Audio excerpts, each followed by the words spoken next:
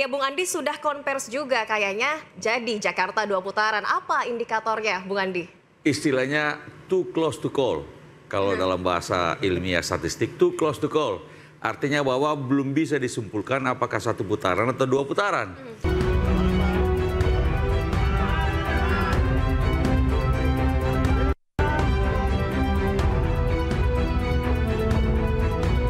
Belum ada yang harus 1 putaran atau 50% ya. Semua ada di margin error. Ini adalah skenario Tuhan, di mana otomatis dengan angka tersebut, Paslon Dharma Kun menjadi penentu suaranya untuk memenangkan salah satu paslon, baik 1 maupun 3.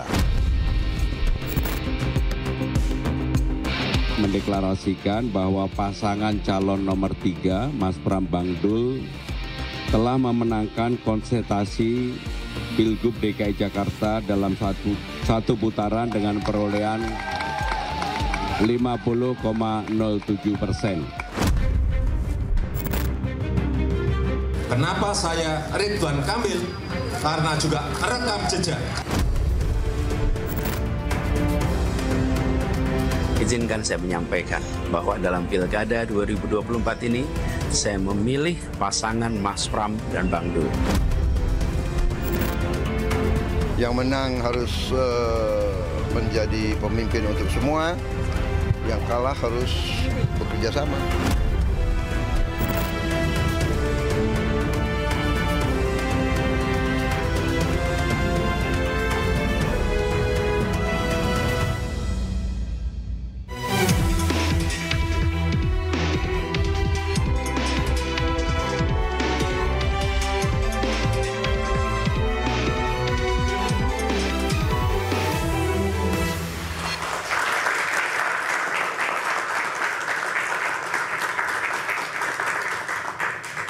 Halo, selamat malam pemirsa. Perhelatan Pilkada Serentak 2024 telah digelar. Dari hasil hitung cepat sejumlah lembaga survei, pasangan Cagup-Cagup Jakarta nomor urut 3 Pramono Rano mengalahkan pasangan Suswono dan juga Ridwan Kamil.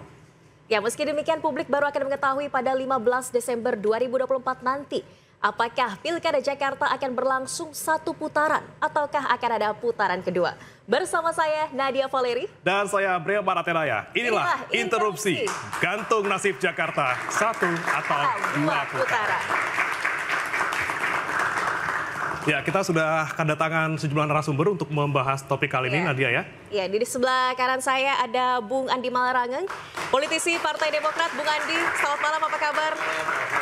Dan ada juga Bang Mas Duri Amrawi, peneliti Poltreking Indonesia. Apa kabar, Bung Mas Duri? Alhamdulillah baik. Baik. Dari sisi kiri juga sudah hadir bersama kami ada juru bicara dari Pramono Anung Rano Karno, Bung Ciko Hakim. Selamat malam, Bung. Kemudian ada juga Bung Emrus Sihombing, pengamat politik yang sudah hadir juga malam hari ini. Selamat malam. Selamat malam. Ini senyumnya agak beda nih, Bung Ciko. Ini ada Valeri mungkin agak terdistract gitu ya. Nggak mungkin lagi ada berbunga-bunga karena sesuatu ya. Nah, berbunga karena sesuatu nih yang mau kayaknya. kita bahas ini. Betul, tapi tahan dulu karena kita juga kedatangan teman-teman mahasiswa dari Unikat Majaya. Selamat malam teman-teman. Selamat datang adik-adik. Nah, tapi Valeri, sebelum kita mulai perdebatan pada malam hari ini, ada aturan main ini Bapak-Bapak ya. Jadi boleh semuanya di sini saling interupsi, saling bantah. Adu gagasan. Ya, adu gagasan tapi jangan baper. Jadi Nggak interupsi boleh baper. silakan. Ya. Kalau dipotong nggak boleh baper. Jangan baper. Oke. Baik. Saya mulai ke Bung Ciko dulu yang dari tadi memang senyum-senyum ya, walaupun dari Valeri juga, tapi Sumringah sekali malam sumringah ini, sekali. Bung Ciko ya, beda senyumnya. Betul, ini karena tadi kan sudah yakin banget gitu ya, konvers bahwa 1 putaran yakin gitu. Padahal kalau dari KPU real count-nya dari 99,92% ini angkanya di 50,07%. Tipis nih Bung Ciko. Enggak Optimis? tipis. Oh nggak tipis itu? 5.000 suara hampir 5.000 suara itu nggak tipis. Nggak tipis, Nggak tipis ya kan, nggak semudah itu mencari suara di segitu ya kan. Jadi memang 0, kan ini persentase. Tapi kalau kita bicara ribuan ya, karena kan kita nggak perlu juga ribuan, 50% plus 1 orang pun kita menang. Ya. Kan gitu. Ya itu rumusnya. Jadi bukan 51% dan lain-lain, itu yang harus dipahami. Tapi yang kedua adalah ini kan sumringahnya itu kan sebenarnya lebih karena ini loh. Bukan karena kemenangannya aja, tapi juga karena kami dimulai dari 0,1% loh Mas Pram, pernah disurvei di bulan Juni 0,1%, namanya dilempar ke publik. Nah kemudian naik ke 20 sekian persen ketika sudah mendaftar sebagai calon, dan kemudian bisa ke 50% lebih. Nah ini membuat kami juga merasa apa yang menjadi jeripayah kami selama ini semua di tim, termasuk khususnya para paslon, Mas Pramono Anung dan Bang Dul, itu berbuah hasil. Dan ini yang membuat kita bersyukurlah lebih ke Tuhan, juga berterima kasih pada masyarakat dan warga Jakarta, baik yang sudah memilih kita ataupun yang tidak memilih. Karena demokrasi ini kan milik kita semua, kontestasi ini berjalan dengan lancar, yang gembira sesuai dengan arahan Mas Pram, dengan memilih ketua tim sesnya juga calontong gitu. Jadi semua berjalan sesuai rencana dan alhamdulillah, dan tinggal kita tunggu pengumuman penetapannya aja gitu aja sih. Baik, kita. Gak tipis hasilnya nih, tapi dari kubu Ridho juga ya Bung Andi sudah konversi juga kayaknya jadi Jakarta 2 putaran. Apa indikatornya Bung Andi? Istilahnya too close to call. Kalau dalam bahasa ilmiah statistik, too close to call. Artinya bahwa belum bisa disimpulkan apakah 1 putaran atau 2 putaran. Karena kalau kita lihat data quick count, itu sekitar 50,2% menang. Sementara unggul, tetapi Mas Pram dan Bung Rano, Bung Dul, tapi kemenangannya 50,2. Sementara margin error itu plus minus 1. Jadi istilahnya within margin error. Memang untuk DKI memang berbeda dengan yang lain. Kalau mau menang 1 putaran harus 50% plus 1 atau lebih. Nah, tapi kalau dia berada di margin error berarti dia berada di antara 50,2 poin itu plus minus 1. Jadi bisa sampai 1, bisa sampai 49. Kalau dia berada di bawah 50, kurang 1 suara pun, makanya 2 putaran. Masih jadi, kemungkinan 49% kayaknya. Misalnya 49,99% pun tetap ada 2 putaran. Nah kalau 2 putaran, cerita bisa lain. Karena turnout, tingkat partisipasi masyarakat dalam Pilkada DKI kemarin ini terlalu rendah, 50-an% aja. Dengan 50-an%, artinya ada 40% lebih tidak pergi memilih. Sehingga ini merupakan satu, tentu saja strategi kampanye harus diperbaiki kalau bisa dapat 2 putaran. Kalau memang cuma 1 putaran ya sudah selesai.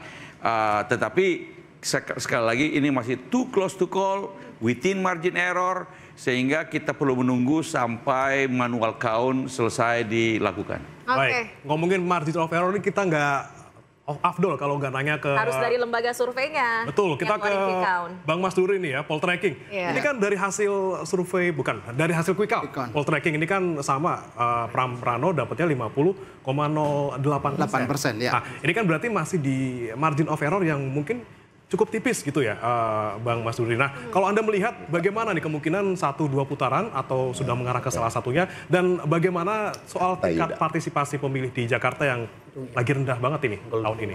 Iya, jadi dari data quick count yang dilakukan oleh Poltreking Indonesia dengan 500 TPS sampel, angka kita di pasangan RK Suswono 39,55%, kemudian Dharma Kun di 10,37, kemudian pasangan Pram Rano di angka 50,08%. Lebih rendah lagi dari tadi itu 50,2 kan, ini 50,08. Tapi tadi kata Bung Ciko udah lumayan banyak itu 0,08. Mirip dengan angka yang tadi KPU sempat dideklar oleh pasangan calon nomor urut 3. Nah, tapi yang ingin saya sampaikan bahwa kalau dari kami, dari lembaga survei, tentu tidak bisa secara konklusif memberikan kesimpulan apakah Pilkada Jakarta akan berlangsung 1 atau 2 putaran. Karena tadi MOE kita ya kurang lebih 1%. Nah, tapi yang saya kira menarik untuk kita perhatikan dalam konteks Pilkada Jakarta, kalau secara historis misalnya kita merujuk pada beberapa pelaksanaan Pilkada Jakarta secara langsung, misalnya di Pilkada 2012 dengan 6 pasangan calon ya waktu itu. Waktu itu berlangsung 2 putaran juga karena ada 6 pasangan calon. Tetapi di Pilkada 2017 misalnya dengan 3 pasangan calon juga berlangsung 2 putaran. Dan hari ini di Pilkada Jakarta 2024 dengan 3 pasangan calon, memang secara quick count angkanya di atas 50. Tetapi saya ingin menyampaikan bahwa secara historis pertarungan di Jakarta ini memang tidak mudah. Jadi tidak mudah untuk menaklukkan rasionalitas pemilih di Jakarta untuk kemudian bisa dalam satu putaran secara historis, meskipun secara angka tentu tadi ada 0,8 ya, yang itu bisa diekspektasikan menurut kami bahwa ya ada potensi ke satu putaran. Tetapi jangan lupa juga ada margin of error. Makanya kalau kami melihat deklarasi yang disampaikan oleh Pram Ranu misalnya, itu kan menunjukkan optimisme, sesuatu yang harus disampaikan memang kepada publik. Tetapi apa yang disampaikan oleh pasangan RK Suswono itu juga bentuk optimisme dirinya, bahwa pilkada di Jakarta ini versi mereka kan harus berlangsung 2 putaran, supaya ada kesempatan lagi untuk berlaga di putaran selanjutnya. Karena seakan-akan ini hasil quick count masih ada di persimpangan jalan ya, Mas Duri ya. Baik. Betul. Oke, ya, Bang Mas Duri. Ya. Ini tapi maaf, saya ke Bung Emrus dulu. Boleh ya, aku potong sebentar? Boleh, silakan. Nah, disitulah berbedanya. Kami tidak lagi melihat hasil quick count. Jadi hasil quick count itu kami lihat di hari Rabu pagi sampai Rabu kira-kira sore. Nah, di mana memang hasil quick count-nya kan 50, sekian, ada yang 49, betul. Nah, dari situ kami melihat dan kita juga tadi disampaikan ada margin of error dan lain-lain. Nah, di situ pun kita udah cukup puas. Tapi bukan itu yang membuat Mas Pram kemudian mendeklarasikan kemenangan. Begitu juga tim. Apa yang membuat kami mendeklarasikan kemenangan? Kami menunggu C hasil itu dikumpulkan oleh pihak kami dan C hasil itu diupload oleh KPU yang kemudian kita hitung jumlah suara yang ada di C hasil itu. Nah, jumlah suara itulah yang menjadi dasar. Jadi kita sudah melampaui bicara soal quick count. Quick count-nya udah segitu dengan margin of error. Ya sekarang kita bicara soal tadi C hasil yang sudah diupload oleh KPU dan juga yang sudah dilakukan perhitungan oleh kita yang lengkap. Nah, jumlahnya di atas 50% duanya. Bahkan apa yang ada di kita hitungannya, karena yang satu lagi si rekap itu kan ada kemungkinan bisa salah baca dan lain-lain. Jumlah yang ada di kita bahkan melebihi dari 50,07 tadi. Itu loh maksudnya. Jadi cara pandang yang sudah berbeda. Itulah yang membuat kami memiliki keyakinan bahwa di situ tidak ada margin of error, dan kalaupun ada margin of error itu ada di mana cara hitung kita yang manual, yang melihat dengan mata telanjang itu lebih tinggi daripada apa yang di-upload oleh KPU yang digunakan aplikasi Sirekap itu. Tapi kalau bicara tentang perhitungan manual, kita harus menunggu sampai perhitungan manual itu resmi dinyatakan oleh KPU. Beda kalau misalnya juga udah hitung internal. Karena kalau tiap kami kan juga punya C hasilnya, dan C hasil itu sekarang ini sedang dihitung karena belum semua barangkali sampai masuk karena kan tidak semua TPS. Yang bedanya kalau misalnya quick count kemarin itu 51,5. Terus terang sebagai ilmuwan yang juga bicara tentang biasa melakukan polling, kalau misalnya kawan-kawan ini rata-rata semuanya 50,15, otomatis kalau saya sudah langsung saya bilang sama Bung pasangan Ridho ini, pasti udahlah ngaku aja. Kalau sudah 51,5 artinya di atas margin error. Tapi kalau di sekarang ini saya belum bisa mengatakan bahwa itu adalah sudah selesai karena masih within margin error. Walaupun Bung Ciko tadi bilang sudah punya C1 hasil, tapi kalau C hasil kita lebih baik tunggu perhitungan resmi dari KPU. Sebenarnya barangkali besok atau lusa bisa kita lihat dari kecamatan-kecamatan. Kalau sudah sampai di kecamatan dan sudah ada tabulasi di kecamatan dan sudah diakui semua tabulasi di kecamatan, tinggal ditambahin semua itu angka-angka kecamatan itu. Hasil akhirnya bisa kita lihat. Tapi kan kalau Bang Andi ini kan bijak, itu betul yang disampaikan Bang Andi. Memang seharusnya begitu. Tapi kan ini tidak sama dengan apa yang dilakukan oleh timnya. Kalau kami mendeklarasikan kemenangan, ya kan, dengan apa yang sudah kita hitung, timnya Bang Andi juga sudah mendeklarasikan bahwa ini udah pasti 2 putaran karena hasilnya nggak seperti itu kan. Tadi masih rekap katanya tim. Makanya kita tunggu hasil manual. Pada akhirnya memang kita semua harus menunggu. Namun kami memiliki keyakinan. Kita tahan dulu Bung Ciko, Bung Andi, saya harus ke Bung Emrus dulu. Bung Emrus, dari hasil survei sampai terakhir mendekati pilkada. Ini awalnya elektabilitas yang paling tinggi pasangan Ridho. Tapi di akhir quick count saat ini justru Pram Ranu yang nomor 1 ya. Kenapa begitu? Baik, saya pikir itu menunjukkan bahwa program Pramono Anung menjawab permasalahan Jakarta. banyak kalau kita analisis berbagai program yang lebih rasional, yang lebih terukur, yang lebih menjawab masalah Jakarta adalah pasangan Pramono Anung. Salah satu contoh, banyak saya kira contoh yang akan saya berikan, tidak cukup waktu. Salah satu contoh bagaimana mengatasi kemacetan Jakarta, gitu ya, dengan terintegrasi dengan berbagai daerah pendukung, itu sangat operasional. Yang kedua, bahwa kalau kita lihat Ridwan Kamil mengatakan membangun Disneyland, aduh jauh banget. Kalau Bang Andi Malaranggeng sering di Amerika, saya pikir belum waktunya lah kita membangun itu di Indonesia ya. Berarti dari hasil debat terakhir ini juga mempengaruhi sekali Bung Emrus? Saya kira di seluruh perdebatan itu, artinya program yang ditawarkan dan sosok. Coba kita lihat, saya kira saya bisa lebih memberikan suatu analisis bahwa Ridwan Kamil sama Suswono ya, apakah dia cinta Jakarta? Buktinya apa? Sederhana. Ya. Mereka memilih di Jawa Barat kok, bukan di Jakarta. Harusnya pindah dulu KTP mereka. Ya? Saya tidak bicara, tunggu dulu. Saya tidak bicara normatif. Jadi artinya mereka tidak cinta Jakarta. Coba bayang sebentar Abangku, sebentar. Artinya apa? Orang yang memilih dia di Jakarta, dirinya tidak memilih dia. Jadi artinya aku cinta padamu, kau tak cinta padaku. Meskipun ini kalau soal memilih tempat memilih, Pak Jokowi dulu waktu running Jakarta pulang ke Solo juga milih. Justru itulah. Karena KTP-nya belum pindah. Justru itulah tidak perlu harus kita ikuti Pak Joko Widodo yang sudah dilakukan itu. Begitu, kan? Jadi kita harus lihat substansi persoalan baru idealnya, kan begitu. Dan jangan segala. Pada waktu itu Pak Jokowi juga menang juga. Bang Andi, saya akan bilang begini. Seringkali kita mengutip pendapat seseorang, pakar, profesor, doktor, tidak boleh begitu.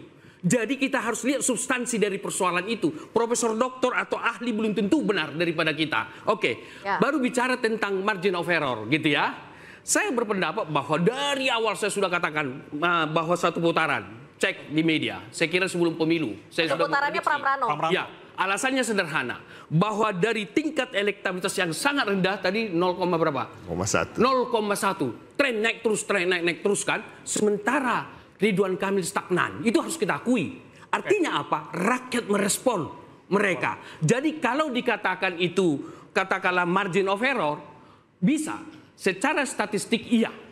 Itu bisa naik 1 juga, bisa naik turun ke bawah. Artinya bisa juga naik dong ke atas. Bisa. Tetapi kalau kita lihat tren kenaikan itu, kalau kita pakai logika, saya kira lebih cenderung kepada naik ke angka ke atas. Kenapa? Tren kenaikan loh, bukan fluktuatif. Kalau fluktuatif angkanya surveinya, itu bisa kita terima. Margin of error itu adalah bahwa bisa turun, bisa naik. Tapi kalau kita lihat trennya, saya pikir saya terus terang mengatakan lebih cenderung margin of error itu naik ke atas. Kita lihat misalnya tadi dikatakan kan 50%,07 kira-kira gitu atau 08 begitu kan? Bang Emrus. Artinya sebentar masih di bawah 1%, masih di bawah margin of error, sangat logik. Demikian. Bang Emrus, ini memang kan kita lihat di Jakarta yang menang Pramrano dari hasil quick count. Kemudian kalau di tempat-tempat lain, di provinsi lain banyak sekali yang didukung oleh Kim Plus yang menang. Seperti ada anomali di Pilkada Jakarta, tapi akan kita bahas setelah yang satu ini.